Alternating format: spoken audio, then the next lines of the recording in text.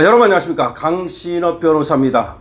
여러분, 트럼프가 ICE 이민세관 단속국을 보호하기 위해서 미군을 배치했다는 소식을 미리 전해드렸습니다.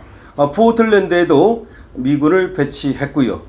그런데 지난 7월에 말이죠, 한국계 송한일이라는 사람이 미 이민세관 단속국을 공격하는 끔찍한 일이 벌어졌고, 이 송한일이 사람을 살해한 것으로 지금 수사가 돼서 체포가 됐습니다.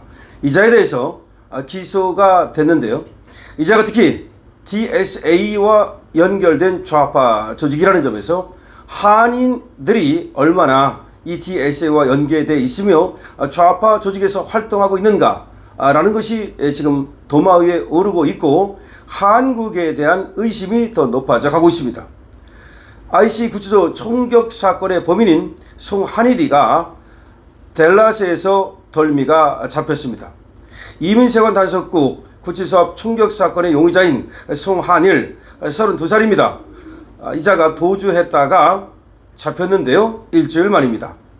텍사스주 존슨 카운티 셰리프국에 따르면 이 송한일은 연방수사국에 의해서 FBI에 의해서 댈러스 북부 지역 한 아파트 단지에서 검거가 됐습니다.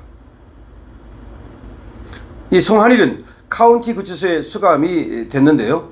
정확한 체포 장소 시간 등은 밝혀지지 않았습니다. 체포 작전은 FBI를 비롯한 텍사스 주 공공안전국 DPS, 경찰 특수기동대 SWAT까지 동원이 됐습니다. FBI 조셉 록스록 댈러스 담당 수사관은 우리는 법 집행기관에 대한 폭력 행위를 절대로 용납하지 않을 것이다 하면서 앞으로도 이런 범죄를 저지르면 철저히 수사할 것이라고 밝힌 바 있습니다. 자, 이 사건은 7월에 벌어졌던 것이고, 그리고 그 후에 7월에 잡힌 사건입니다. 그런데 문제가 되는 것은 9월에 이와 비슷한 사건이 또 벌어지면서 이 ICE에 대한 공격이 도마 위에 오르고, 트럼프가 군대를 ICE를 보호하기 위해서 배치하는 등, 그래서 이게 다시 또 소환이 된 겁니다. 지역 언론에 따르면 송한일 씨는 과거에도 무장 대치 전력이 있던 인물이랍니다. 과거에도 또 그런 짓거리를 했었다는 겁니다. 2020년 텍사스주 오스틴 시의 현장에서, 그러니까 2020년 텍사스주 오스틴 시 집회 현장에서 경찰 체포에 저항하며 가슴에 맨 소총을 들고 발사 자세를 취한 혐의로 기소가 됐으나 그때는 증거 불충분으로 풀려났었다는 겁니다. 2023년에는 포트워스 지역에서 열린 드래그쇼 반대 시 현장에 나타나기도 했는데요. 이 송한일 씨는 무장 반파시스트 단체 앨런 포크 존 브라운 건클럽 소속으로 활동한 이력도 확인됐다는 겁니다. 이자가 무장 단체 속에서도 활동을 한 적이 있답니다. 그 무장 반파시스트 단체 이름이 앨런 포크 존 브라운 건클럽이라는 거죠. 연방당국은 이 송한일의 도피를 도운 공범 2명도 추가로 검거해서 기소를 했는데요.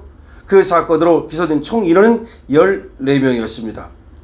폭스뉴스는 북부 텍사스 연방검찰이 존 필립 토머스와 리넷 샤프를 연방요원 살인미수 공모 및 범죄 은닉 혐의로 기소했다고 보도를 했는데요.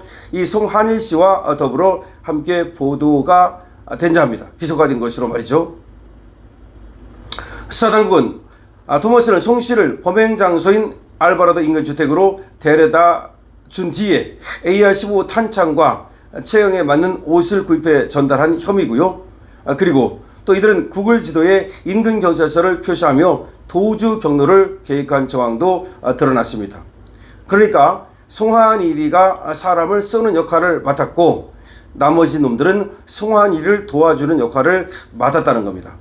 송한일이가 쏜 총에 실제로 한 사람이 ICE의 공무원이 피격돼서 사망한 것으로 드러나고 있습니다. 자, 이와 같이 송한일 사건이 떠들썩하게 보도가 됐었는데요. 애틀란타 중앙일보에도 보도가 됐었고 여러 곳에 보도가 됐었는데, 자, 문제는 이 송한일이가 이번에 다시 소환이 됐다는 사실입니다. 이번에 다시 말이죠. 왜냐?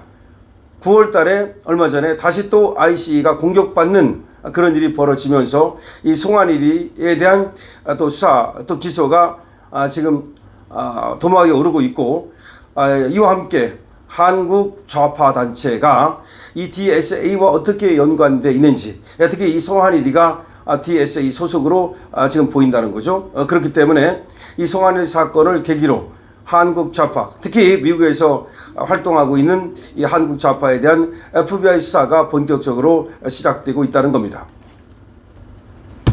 더군다나 DSA와 이자가 관계가 있기 때문에 DSA라고 하는 조직이 또 우리나라에 또 연관된 조직들이 있었다는 말씀을 드린 바 있습니다. 자, 이렇게 된다면 찰리 커크가 우리나라에 왔다가 며칠 만에 사망했습니다. 자, 그런데 우리나라에서도 이와 같이 DSA와 연계된 조직이 활동을 하고 있고, 또 우리 한국계 송 씨라는 사람이 ICE를 공격하기도 하고, 이 모든 것이 꺼림직합니다.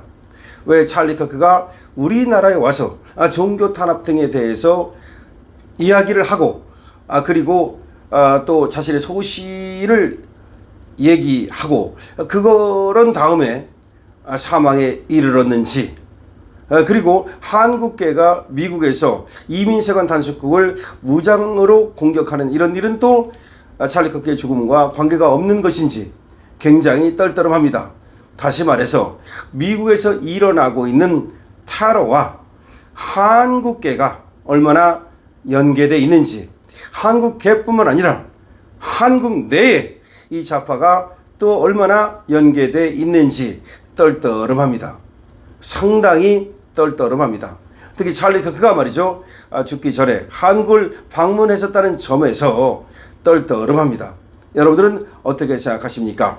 송환일의 미국에서의 테러, 한국계입니다. 그리고 이자가 말이죠, 상당히 테러 단체에서 활동을 했고, 그리고 또 그런 연습, 다시 말하면 테러 단체에서 테러 연습 등을 하는 등 상당히 아주 공격적이고, 그리고 아주 그 좌파에서도 친좌파, 이런 자였다는 점에서 특히 충격적입니다. 여러분, 왜 충격적인지 아십니까? 항상 테러하면 중동 사람들, 오사마 빈 라덴 등을 비롯해서 얘들은 뭐 껐듯하면 뭐 테러하고 그런 애들이니까, 또 그런 조직, 그래서 중동하면 테러 이런 생각이 떠오르잖아요. 근데 한국계가 테러? 한국하면 테러? 굉장히 떨떠름한 겁니다. 안 좋은 겁니다. 우리 제비 교포들한테 굉장히 안 좋을 겁니다, 이거. 그럼 한국계를 바라보는 시선이 어떻게 되겠습니까? 그 미국에서 말이죠, 중동 사람들 하면 테러, 중동하면 테러 딱 떠오른단 말이야. 그렇잖아. 하마스, 뭐 헤즈볼라 다 테러, 오로지 테러만 떠오른단 말이야. 그런데 한국계가 이렇게 테러, 더군다나 이민세관 단속국은 국가기구잖아요. 국가기구를 공격했다? 이거 말이죠, 이 송환일이라는 이놈 때문에 완전히 미국에서의 한국 교포들의 삶이 굉장히 어려워지는 것이 아닌가. 그 다음에 우리나라에서 미국에 유학생으로 간다든지 내지는 취업을 하는 젊은이들도 굉장히 어려워지는 것은 아닌가. 너도 송환일 같은 놈 아니냐? 이렇게 되기 때문에 엄청난 사건입니다. 우리 지금 대한민국의 이 사건은 말이죠, 굉장히 마이너스가 될 수밖에 없는 사건인데요.